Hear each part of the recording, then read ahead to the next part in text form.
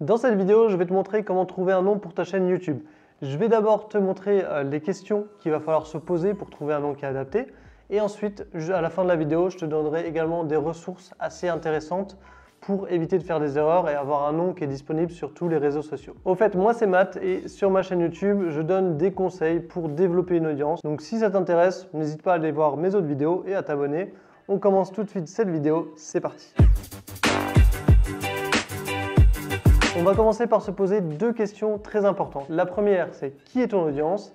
Et la deuxième, pourquoi est-ce que les gens regardent tes vidéos? Ça peut paraître un petit peu con de se poser ces questions, mais en réalité, c'est super important parce qu'en choisissant un nom qui est adapté, tu vas pouvoir mieux cibler ton audience, mieux les toucher et tout simplement mieux partager tes connaissances. Globalement, le contenu sur YouTube, il va se diviser en deux grandes parties. D'un côté, il va y avoir le divertissement et d'un autre côté, il y a tout ce qui est apprentissage. Il va vraiment falloir savoir où est-ce que tu veux te placer. Est-ce que tu as envie d'être très sérieux dans tes vidéos ou au contraire, est-ce que tu as vraiment envie d'être détendu et de partager juste un bon moment avec les gens qui te regardent. La première possibilité pour ta chaîne YouTube, c'est tout simplement de prendre ton nom et ton prénom ou alors même simplement ton prénom. C'est ce qu'on va appeler le personal branding. C'est-à-dire que tu vas créer une image autour de ta propre personne, donc de ton identité dans la vie réelle, ton nom, ton prénom. L'avantage du personal branding, c'est que tu vas vraiment créer une relation de confiance avec les gens qui te regardent. Ils vont connaître ton nom, ton prénom, ça va être toi qui vas présenter tes vidéos et donc forcément, au fur et à mesure qu'ils te connaissent, au fur et à mesure qu'ils regardent une vidéo, deux vidéos, trois vidéos, c'est un petit peu comme s'il y ait une relation d'amitié avec toi et ça va tout simplement créer un climat de confiance qui est tout à fait légitime. L'inconvénient, c'est que si un jour tu veux arrêter ta chaîne YouTube, que ce soit faire une pause ou que ce soit la confier à d'autres personnes qui continueraient de poster des vidéos, ça va être un petit peu compliqué. Les personnes qui vont continuer de poster des vidéos sur ta chaîne, elles ne seront pas forcément légitimes. Les gens, ils vont être attachés à toi, ils ne vont pas forcément être attachés aux nouvelles personnes qui ne connaissent pas.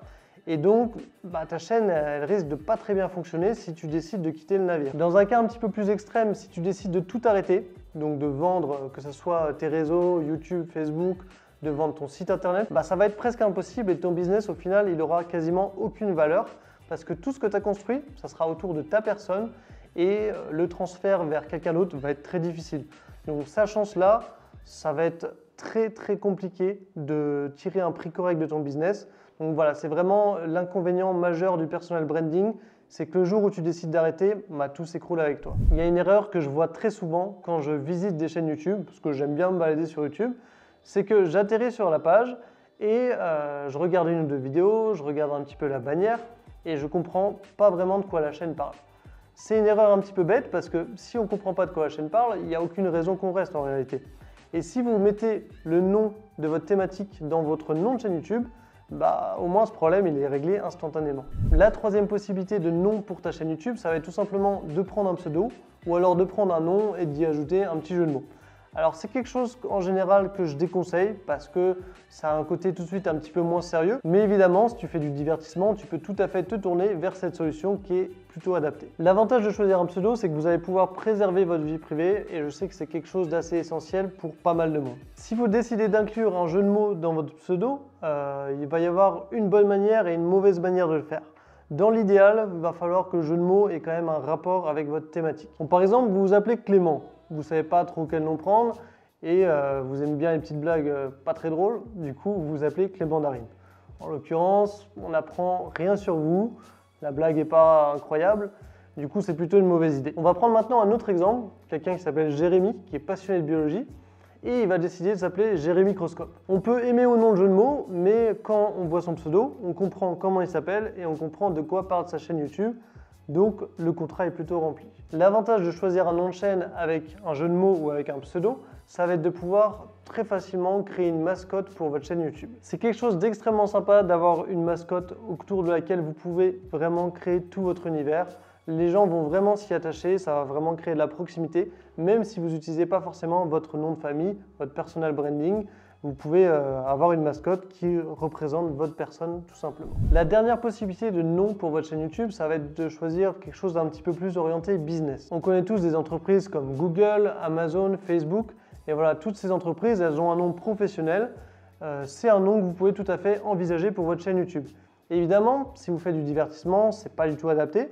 Mais si vous faites du business, si vous vendez peut-être des formations ou alors des produits ou du coaching, ça va être quelque chose de très pertinent. Vous pouvez bien sûr garder les conseils que j'ai donnés précédemment, c'est-à-dire de choisir un mot-clé lié à votre thématique. Par exemple, si vous faites de l'immobilier, ça pourra très bien être un nom comme HTC Immobilier. Par contre, si vous utilisez un sigle, il va falloir que ça dise quelque chose et que ça ne soit pas juste 3 lettres comme ça qui ne veulent rien dire. Un autre exemple possible, si vous faites de l'immobilier, ça pourrait être très bien Shark Immobilier.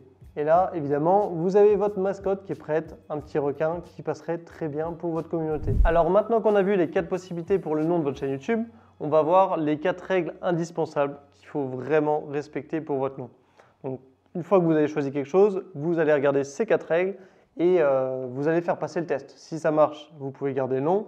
S'il y a un seul des points qui n'est pas bon, vous pouvez oublier. La première règle, c'est que votre nom soit facile à mémoriser. Alors, c'est très simple. Si quelqu'un regarde votre vidéo et passe à autre chose, peut-être que plus tard, il aura envie de vous retrouver. Et si vous avez un nom super compliqué, il n'y a vraiment aucune chance que ça arrive. Donc voilà, gardez un nom simple, court si possible, très facile à retenir. C'est vraiment essentiel. La deuxième règle, ça va être au niveau de votre audience. Si vous avez un public qui est francophone, il faudra que votre nom ait une signification en français de préférence. La troisième règle, ça va être un nom qui sonne bien à l'oral. Donc non seulement le nom doit être facile à retenir, il doit être court, mais aussi quand on le prononce, ça doit être quelque chose d'assez esthétique, pas quelque chose de barbare qui soit vraiment désagréable à écouter. La quatrième règle que quasiment tout le monde oublie, mais qui est super importante, c'est que votre nom doit être disponible sur les réseaux sociaux. Ça va être très simple. Si vous commencez à faire un business que ça marche bien, vous allez peut-être décider d'ouvrir un Facebook, d'ouvrir un Instagram, mais imaginez que votre nom n'est plus dispo. Ça va vraiment créer des problèmes. Donc, c'est quelque chose que vous deviez vérifier avant pour éviter ce genre de problème. Je vais vous montrer tout simplement comment trouver si votre nom est disponible sur les réseaux sociaux. Ça se fait en quelques clics, ne vous inquiétez pas, je vous montre ça tout de suite. On va utiliser un outil qui s'appelle Namecheck. Je vous mets évidemment les liens en description, donc n'hésitez pas à aller voir.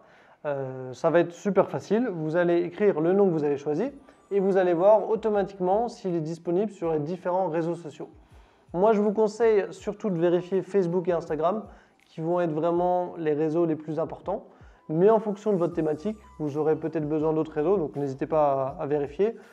Les plus importants, c'est aussi Twitter, Pinterest et potentiellement Twitch si vous voulez faire des lives. Si vous n'avez pas forcément d'idée pour votre pseudo, il y a aussi des outils qui sont disponibles sur Internet, notamment un site qui s'appelle Namelix. Je vous laisserai aussi le lien en description.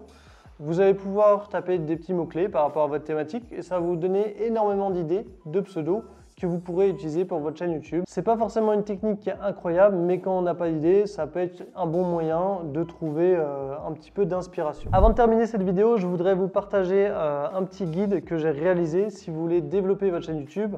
C'est un petit guide qui fait quelques pages et qui reprend vraiment les points essentiels qu'il ne faut pas louper pour tout simplement créer vos premières vidéos, gagner plus d'abonnés et gagner plus de vues. C'est vraiment des points qui sont un petit peu difficiles quand on commence. Et je vous ai résumé tout ça dans un document. Donc n'hésitez pas à aller voir dans la description. Vous avez juste à me laisser votre adresse mail et je vous enverrai directement ce document. Sur ce, travaillez bien votre nom YouTube. On se retrouve dans quelques jours pour une nouvelle vidéo pour plus de conseils. Salut à tous.